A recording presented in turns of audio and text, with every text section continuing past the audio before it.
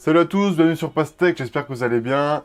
Avant toute chose, j'aimerais vous remercier, on est 500 abonnés sur la chaîne, et ça c'est grâce à vous. Ma vidéo de test de l'iPhone 12 vous a beaucoup plu, on a plus de 8000 vues en 2 semaines, c'est vraiment super cool. Si vous l'avez pas vu, c'est juste ici, et on va commencer tout de suite. Aujourd'hui, petite vidéo pour vous parler de la conférence qui aura lieu demain par Apple, donc le 10 novembre, on est aujourd'hui le 9, je tourne, je vais essayer de vous la poster aujourd'hui le 9, et on va essayer de revenir brièvement sur tout ce qui va se passer demain, et qu'est-ce qui pourra être annoncé. Les plus grosses attentes, c'est les nouveaux Mac, et plus précisément les nouveaux MacBook, donc on aura un nouveau MacBook Air, un nouveau MacBook Pro 13 pouces qui sera sûrement 14 pouces, et un nouveau MacBook Pro 16 pouces peut-être. Alors, pourquoi des nouveaux MacBook, alors qu'il y en a déjà eu il y a quelques mois? Eh bien parce qu'Apple va enfin proposer ses propres processeurs comme ils le font sur leurs iPhones, leurs iPads, etc. et les intégrer dans les ordinateurs. Ils avaient un contrat avec Intel depuis plusieurs années sur leurs processeurs. Ça fait depuis au moins 10 ans que Intel et Apple sont copains-copains. Maintenant, Apple veut s'émanciper et faire tout seul. Ils ont la maîtrise, hein, avec les iPhones, les iPads. Hein. On voit ce que ça donne sur les iPads Pro.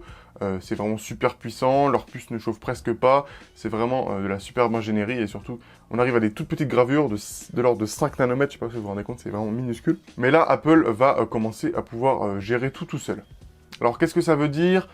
Simplement, des nouveaux processeurs donc plus puissants, qui chauffent moins, qui seront plus rapides en application. Donc pour le montage vidéo par exemple, le montage photo, pour les gros logiciels gourmands, ça sera plus intéressant.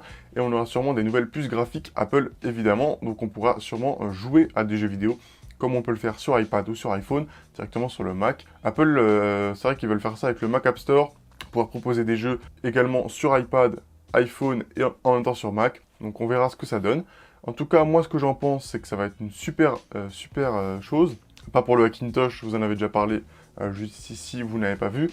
Parce que s'ils rompent leur contrat avec Intel, ça veut dire que d'ici 5 ans, on n'aura plus de mise à jour pour les Hackintosh vu qu'ils tournent principalement sur des processeurs Intel. On verra ce que ça donne, peut-être que ce sera toujours possible parce que sûrement que Apple va garder un contrat avec Intel pour tout ce qui est Mac Pro, notamment avec les Xeon, parce que c'est des processeurs super puissants, processeurs de serveur, et qu'Apple, je pense, ne sait pas encore faire des processeurs comme ça. Par contre, pour tout ce qui est les particuliers et le commun des mortels, je pense qu'ils seront meilleurs qu'Intel, en tout cas pour les Mac. Normalement, ça va se répercuter aussi sur les prix.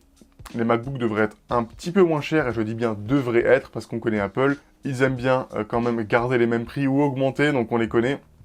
Mais j'espère vraiment qu'ils seront un peu moins chers, ça devrait être le cas en tout cas. On devrait perdre une centaine d'euros ou quelques centaines d'euros en tout cas. Ils devraient être disponibles d'ici un mois sûrement. Peut-être qu'on se trompe, peut-être que ça ne sera pas annoncé, mais il y a de fortes chances que ça soit le cas. Mis à part tout ce qui est nouveau Mac, mis à part ces MacBooks, on aura peut-être d'autres produits qui vont être annoncés.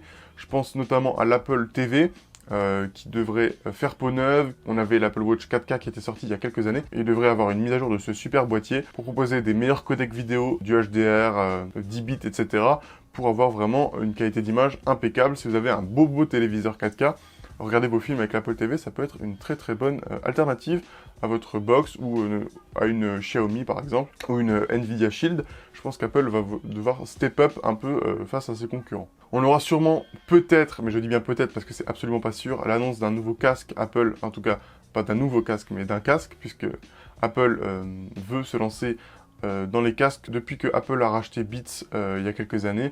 Ils ont vraiment l'expertise sur les casques audio et donc ils veulent pourquoi pas lancer leur gamme propriétaire, donc Apple, signé Apple et pas signé Beats. Depuis la sortie des AirPods Pro, d'Apple Music, on sait qu'Apple a envie de se lancer dans le secteur de la musique. Et donc, quoi de plus normal que de proposer un casque audio. Donc on verra ça, je suis vraiment super hype par ce produit.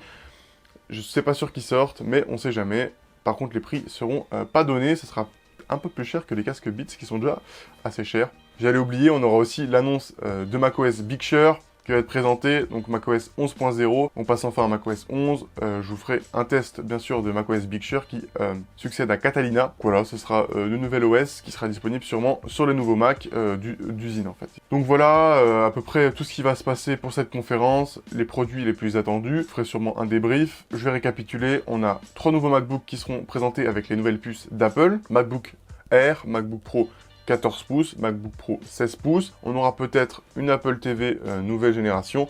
On aura peut-être un casque audio qui va être annoncé, un nouveau casque audio. Alors voilà, c'est à peu près tout ce qui va se passer demain. Pour mes prochaines vidéos, je vais vous sortir un test de l'iPhone 12, qui est un super téléphone. Vous avez fait un unboxing, si vous ne l'avez pas vu, c'est par là. Je vous ferai un test aussi de macOS Big Sur. J'ai plusieurs produits qui vont arriver, notamment un ordinateur qui est vraiment cool. Voilà. Si vous avez des questions sur cette conférence, je vous laisse me les poser en commentaire. Si vous avez d'autres remarques sur les vidéos, allez-y. Je vous laisse mettre un petit like, ça m'aide vraiment pour la chaîne. À vous abonner si ce n'est pas encore fait. Et je vous dis à la prochaine pour une nouvelle vidéo. Bye!